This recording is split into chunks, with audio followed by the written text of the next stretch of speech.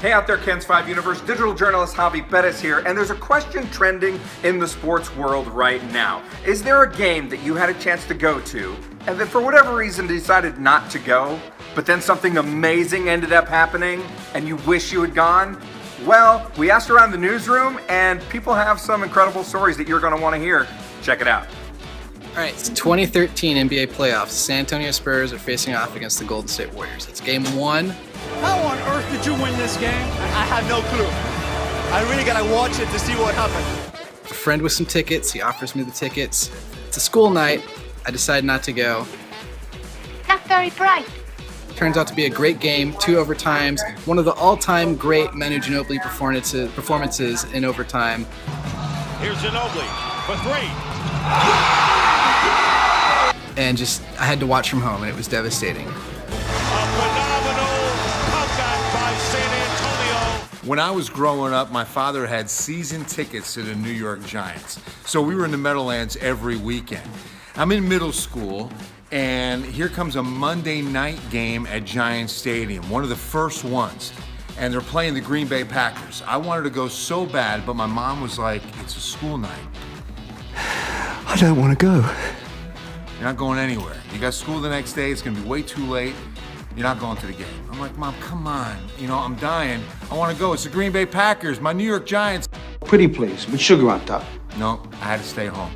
Well, that night at that game, the lights went out.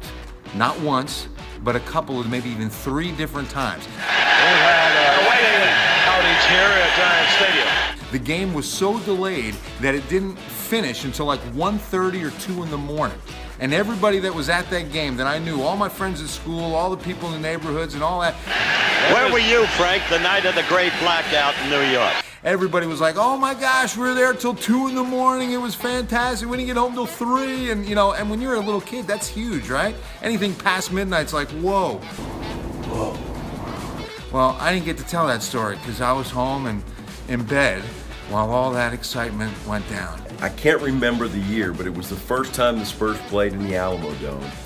And it's the David Robinson game. He was playing great, and the water cannons went off. Well, this is the most asinine, ridiculous thing I've ever seen as a broadcaster. And it was crazy, and I had a chance to be there for that, which I think would have been pretty cool, but I didn't go.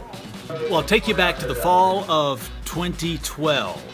And it's A&M and one of our arch rivals, not our arch rival, but, you know, a team we can never seem to beat, Alabama. Okay, now 2012 was a special year, right, because of Johnny Manziel. So I had an opportunity to go, but I also had an obligation to go with my daughter, my young daughter, on an Indian Princess campout. I don't know what. It was one of those weekends, so a lot going on in the fall, as all parents know. And I declined. I said, you know, I don't want to just go and see A&M get decimated by the awesome Crimson Tide. They have an awesome program. So I'm watching the game on TV while I'm at this outing with my daughter and a bunch of friends and other girls for the Indian Princess. And it just, you know, at first I had stepped out or something and I heard this big roar and Johnny Manziel is going crazy and scoring and jumping over people and doing this nutty stuff that made him so much fun to watch that season. No, they didn't. Oh, my gracious. Yep. How about that? And I'm going, oh my God, this is impossible. Why didn't I take my buddies up on their offer and go to the game? But no, I need to be here with my daughter for the Indian Princess. But that's an amazing game, and I could have been there. And for me personally, my family had a chance to go to the 1996 Big 12 championship game between Texas and Nebraska, the very first conference championship game. Texas was a 3-touchdown underdog. We thought, we're not going to travel all that way, spend all that money and time to go to a game where Texas is just going to get slaughtered. And well, On a roll. Gonna throw it. Got it wide open, baby. and that ended up being one of the biggest wins in Texas football history. Here's Holmes, cutback, touchdown, Longhorns. They're celebrating on the Texas sideline.